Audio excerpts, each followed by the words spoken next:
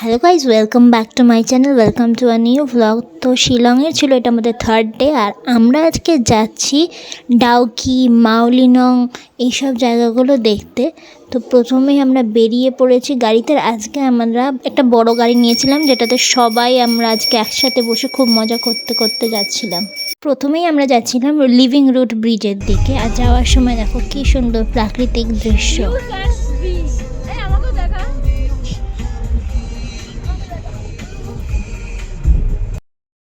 ওটা জল বর্ষাকালে মনে জল পড়ে।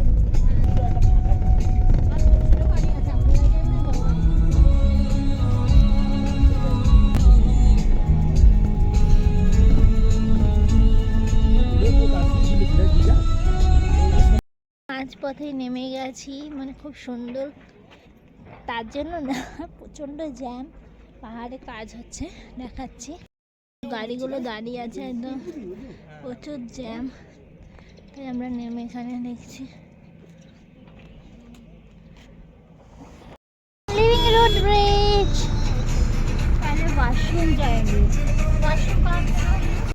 তো আমরা এসে গেছি লিভিং রুট ব্রিজ দেখতে।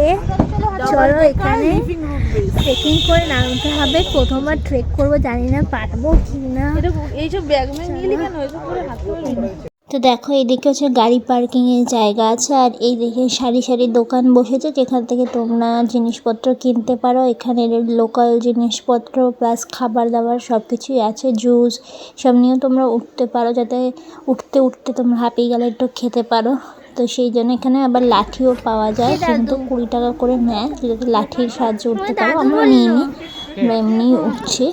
আর উঠতে গিয়ে তো আমি ভিডিও করতে হলে পড়েই যাবো একটা জায়গায়। আমরা যাচ্ছি এখন লিভিং রুট ব্রিজ দেখতে। দেখো ট্রেকিং করে এখানে হচ্ছে টিকিট কাটতে হচ্ছে 40 টাকা করে। লিভিং রুট ব্রিজ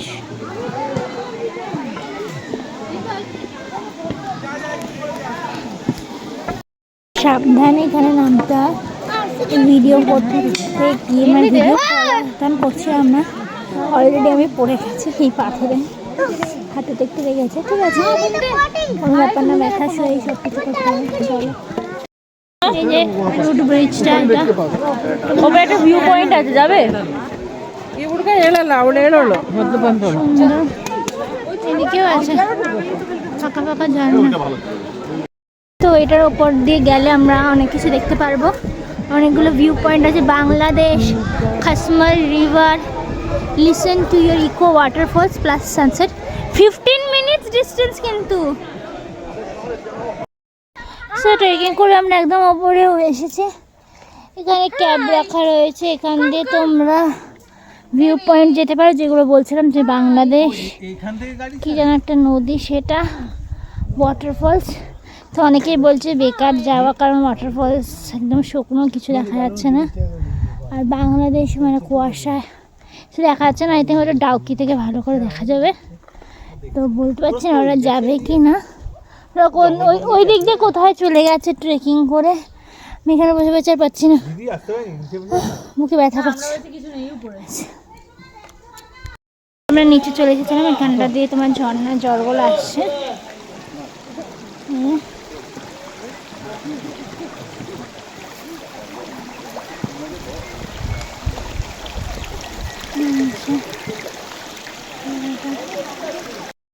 আমরা মাওলিনং, এটাকে বলা হয় god on garden, cleanest village in Asia. ঘুরতে আই থিঙ্ক পার্কিং দিতে হচ্ছে, সেখানে মাওলিনং ভিলেজে ঢুকে গেছি। এখানে পার্কিং প্লাস খাওয়ার জায়গাও আছে, রেস্টুরেন্টস, যেমন শপস রয়েছে এখানে যা জিনিসপত্র। চলো যাই কিছু খেয়ে নিই, আগে আমরা কিছুই খাইনি সকাল থেকে। ভেজ থালি, এখানে একটু এক্সপেন্সিভ, 180 রুপিস ভেজ থালি। এটা ডাল, এটা আলু ভাজা, আলু ফুলকপি, গাজর দিয়ে ভাজা, স্যালাড, পাঁপড়, ডাল, রুটি দিত, টমেটো পেঁয়াজের চাটনি। খাওয়া দাওয়ার পর এবার আমাদের ভিলেজটা ঘুরে দেখার পালা। তো আমরা বেরিয়ে পড়েছি ভিলেজটা এবার ঘুরে দেখব চারপাশটা। দেখো এই গ্রামটা ঘুরে দেখতে প্রায় হাতে সময় রাখতে হবে 1-1.5 ঘন্টা, নাহলে পুরোটা দেখে উঠতে পারবে না। খুব গুড মর্নিং গুড নাইট লিখতে এইসব খুলে যেতে হচ্ছে।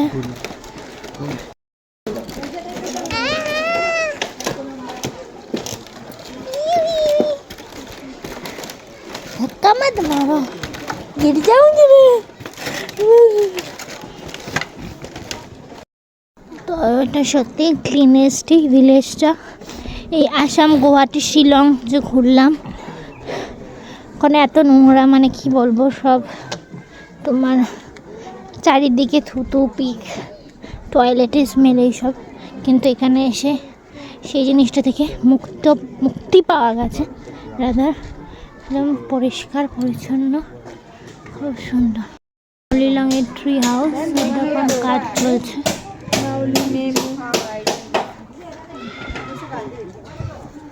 চার্চ সুন্দর,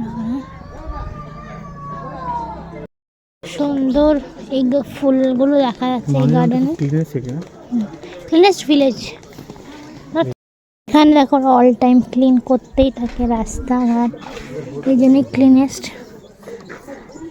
চারিদিকটা খুব সুন্দর, ছোট ছোট হাট। এই যে ঘরের ভিতরে মুরগি আছে, চিকেন।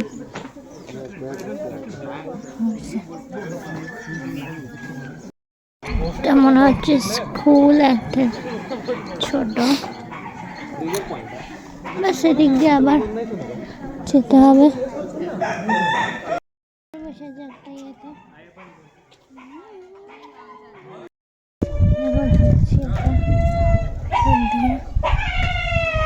ডগিটা আওয়াজ করছে বলে দেখতে এসেছে। আর যেতে হবে না এদিকে।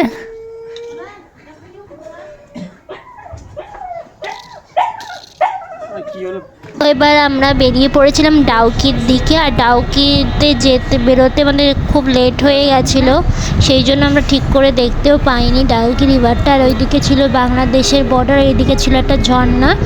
এই প্রথম একটা ভালো মতন ঝর্ণা দেখতে পেলাম, তাও গাড়িতে যেতে যেতে। এই যে দেখো, আর নাহলে তো আমাদের কপালে এই ট্রিপে ঝর্ণাই দেখা জোটেনি। এই দেখো সুন্দর ডাউকি রিভার। এই যখন আমরা গাড়িতে ওপর দিয়ে যাচ্ছিলাম তখন অবধি সুন্দর আলো ছিল, পরিষ্কার ছিল, জন্য খুব সুন্দর দেখো নীল জল দেখা যাচ্ছে। কিন্তু নিচে নামতে নামতে কিন্তু ওর পুরো সন্ধ্যার কাছেই চলে এসেছিলো, তো ভালোভাবে আমরা এনজয় করতে পারিনি। কিন্তু এখন কোনো কনফার্মেশন নেই, যদিখানে একটু মানে এই জায়গায় দেখ unable to switch storage location. চলো দেখাবো বোটিং পয়েন্ট এখান থেকে, চলো যাই। খুব সুন্দর যাচ্ছি, দেখো মানে নদীর জলে এখানে শিপ হয়ে যাচ্ছে, কিছু আসছে না, আর ভালো করে অন্ধকার হয়ে যাচ্ছে। তো নদীর একদম পাড়েই হচ্ছে তোমার টিকিট কাটার কাউন্টার, তো ওখানে আমরা চলে গেছিলাম। এখানে পার বোট কত টাকা করে নিচ্ছে দেখো, বোর্ডে লেখা আছে, পজ করে তোমরা দেখে নিও।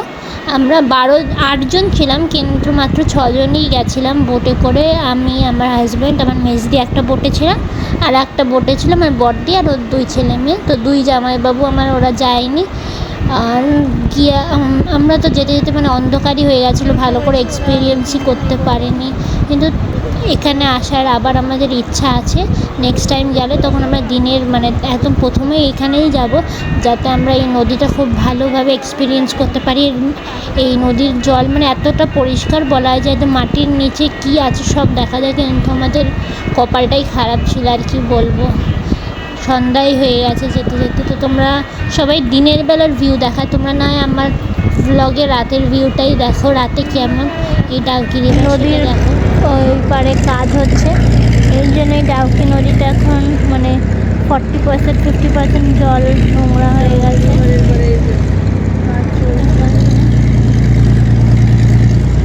তোমাদের রং চয়েস হয়ে গেছে। এদিকে প্রথমে আসতো তো অন্ধকার হয়ে গেছে, কিচ্ছুই দেখাতে পারছি না, ক্লিয়ার ওয়াটার দিকে দেখতে পাচ্ছি। হ্যাঁ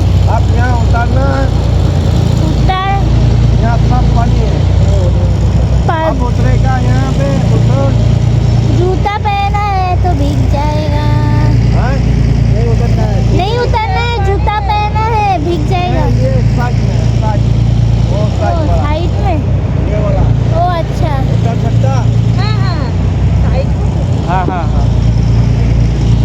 ये वाला किस्टन क्लियर पानी आया है, बहुत ही मन खराब कर रहा था।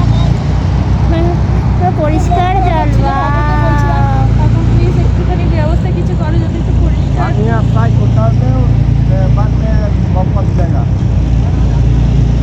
हम लोगों को लेके नहीं जाएंगे। এখানে নামিয়েছে। এখন দিনের বেলা হলে কত সুন্দর হতো, রাতে কিছুই দেখতে পাচ্ছি না, তাও কিছু চাপ্পু চালাচ্ছে, এরা চাপ্পু চালাচ্ছে, কিছু দেখাই যাচ্ছে না তোকে।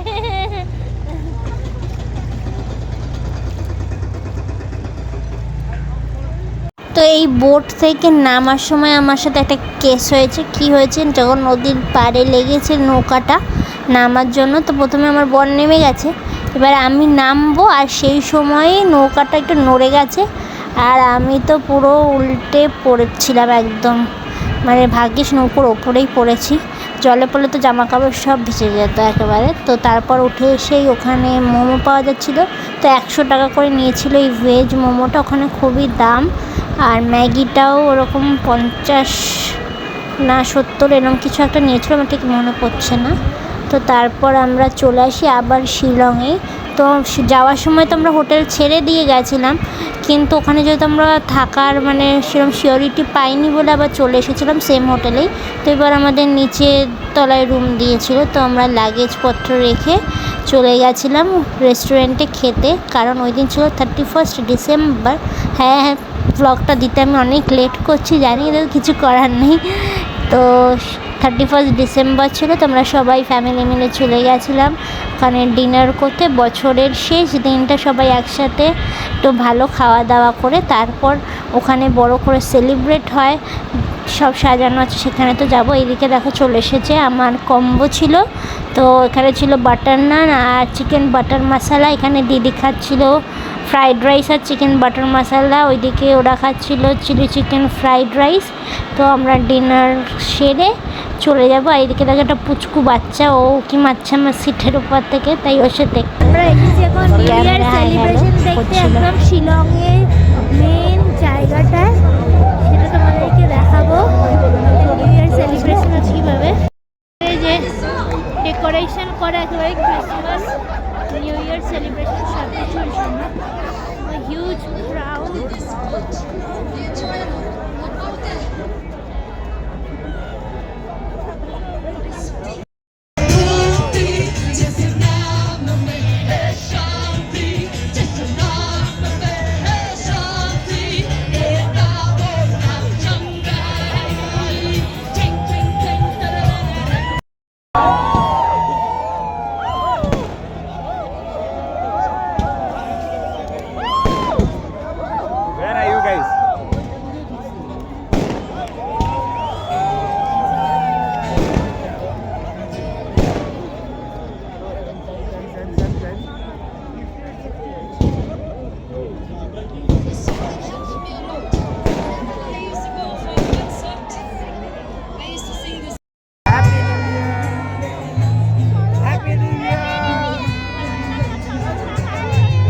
তো এই ব্লগটা এখানেই এন্ড করছি। ভালো লাগলে অবশ্যই like, comment, share and subscribe.